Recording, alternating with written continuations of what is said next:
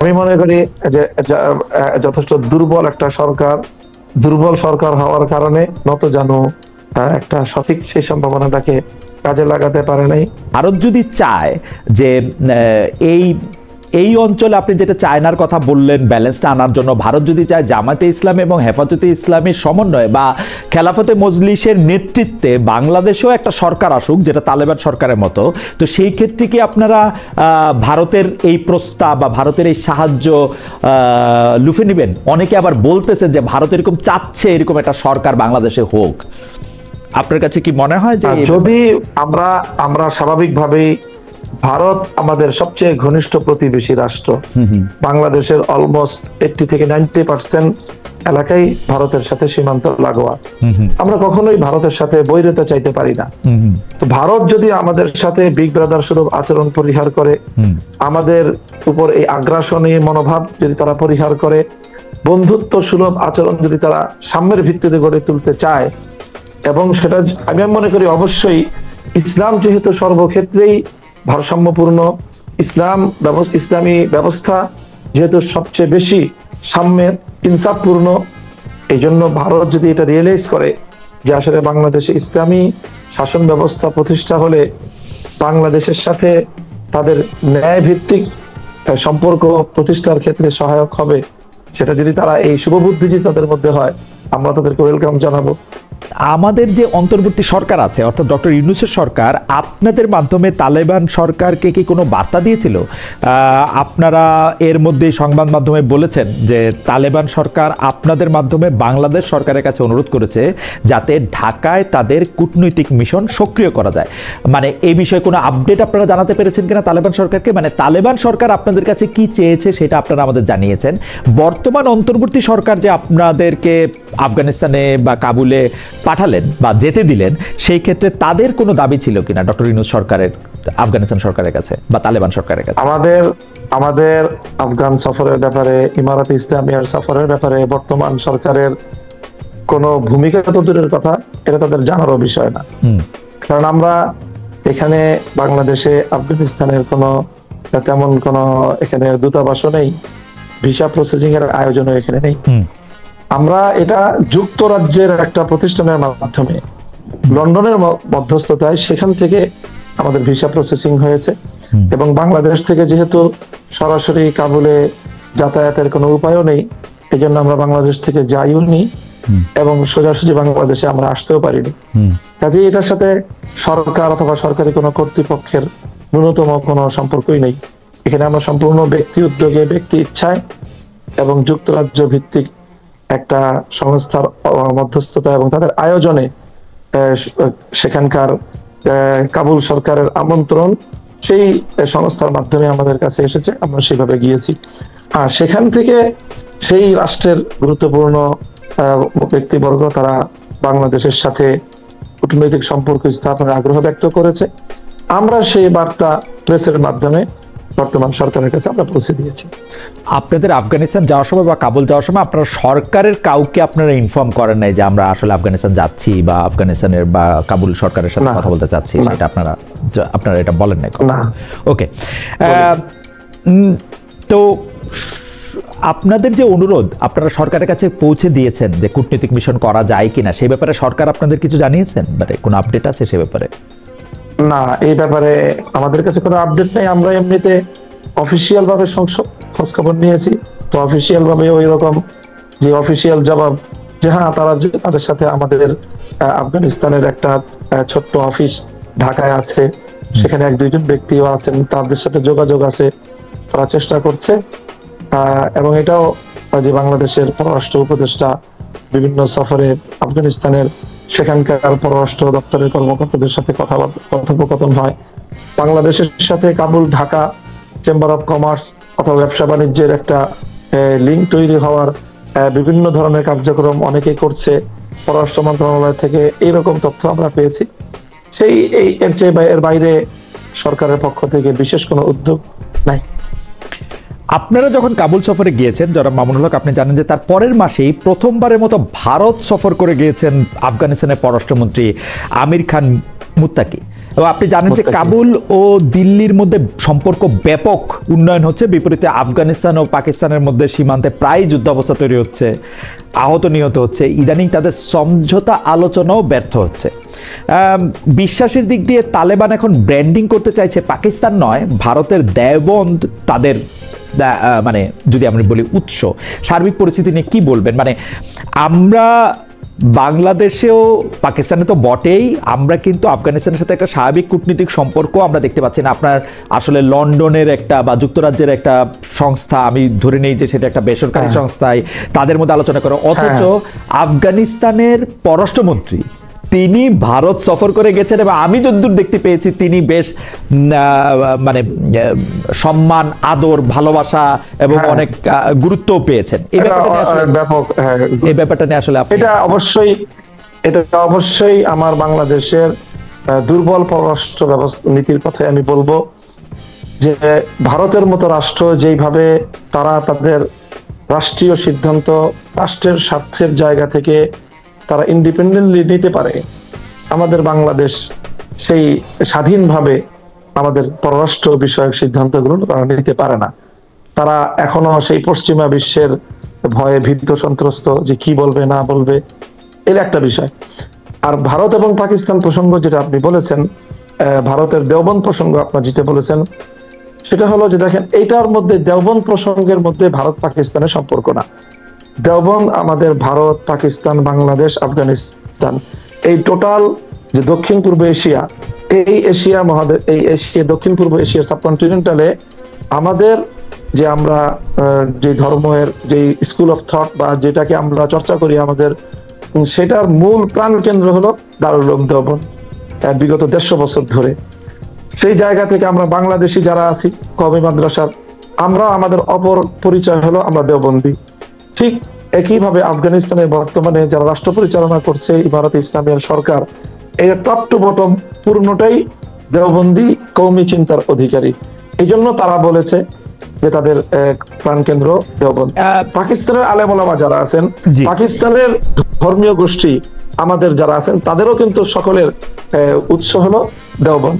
কাজে দেওবন্দকে যে মূল উৎস ধরা হয়, এটা শুধু আফগানিস্তানের জন্য না, সেটা পাকিস্তানের জন্য, আফগানিস্তানের জন্য, বাংলাদেশের জন্য এবং ভারতের জন্য, এটা ভিন্ন বিষয়।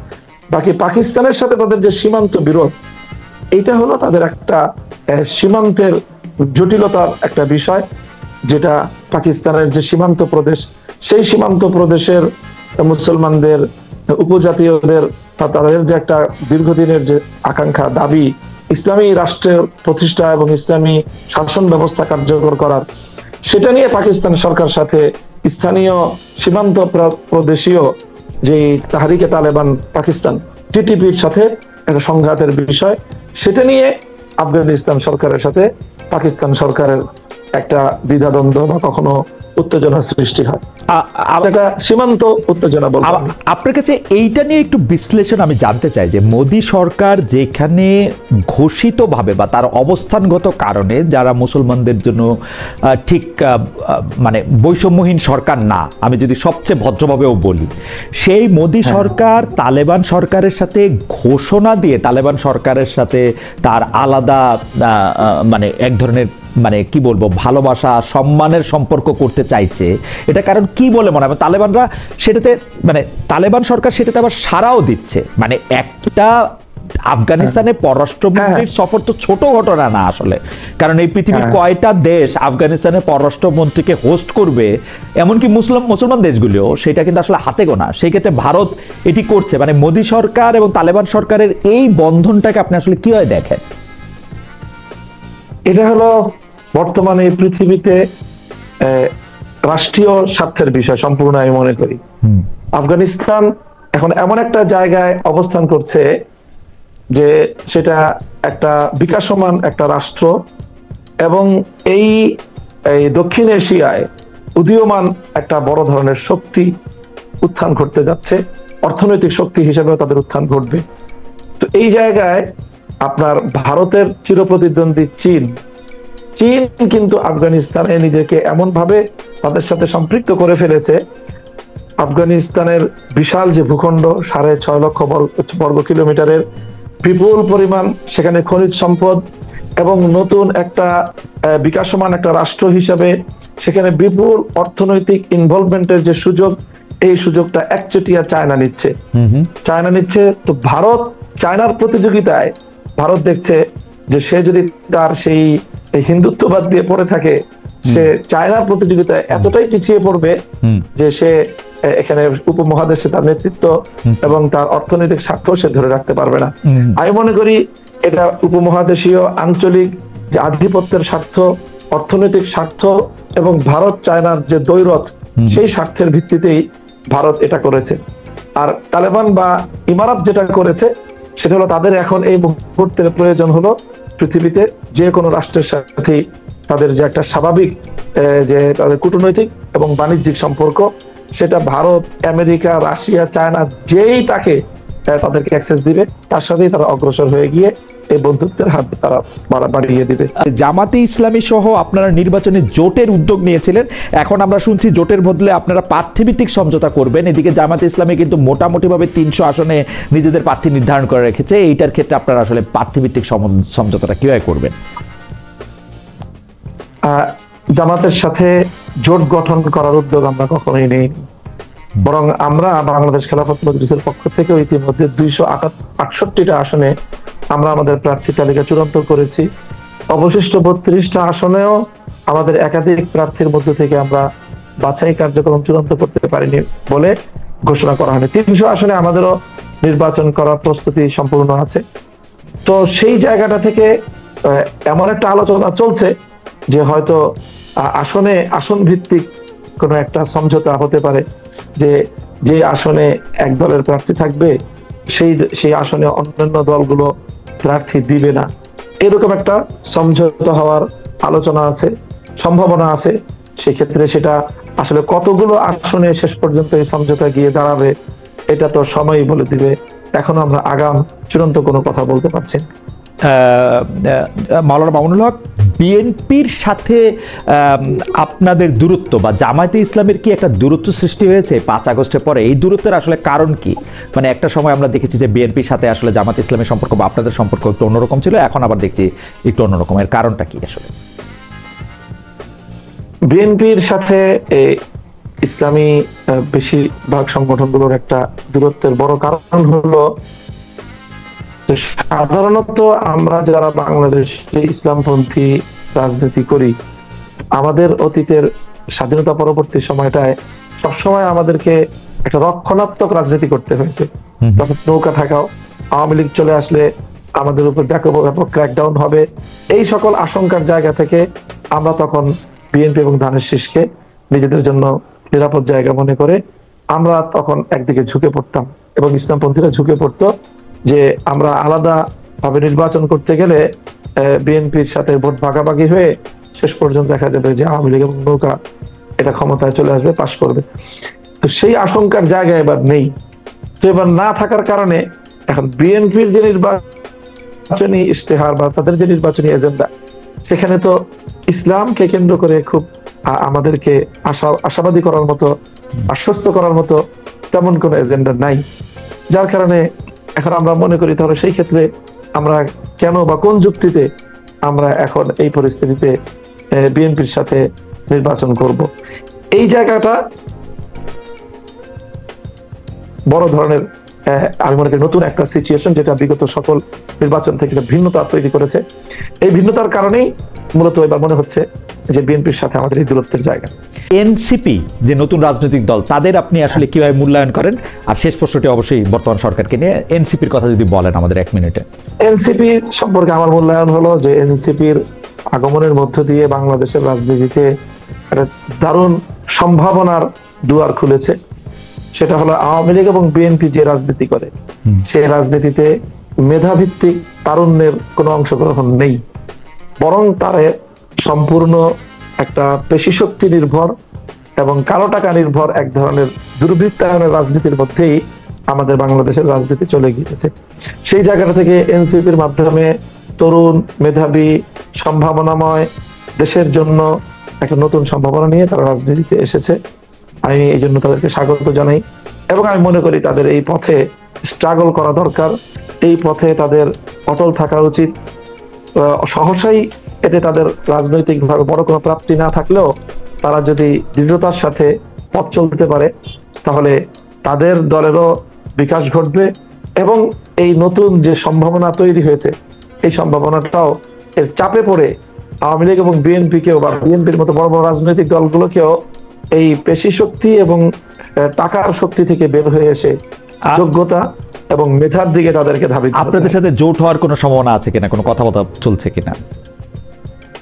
আমরা মনে করি যে এনসিপির যে রাজনৈতিক যে মিশন, তারা যে জুলাই সনদের যে স্পিরিটকে তারা ধারণ করে, সেই জায়গা থেকে কোনো না কোনো এক জায়গায় আমাদের সাথে একটা বোঝাপড়া হওয়া ছাড়া এনসিপিরও কোনো আমি মনে করি তাদের রাজনৈতিক যে মিশন সেটা বাস্তবায়নের কোনো সুযোগ নেই।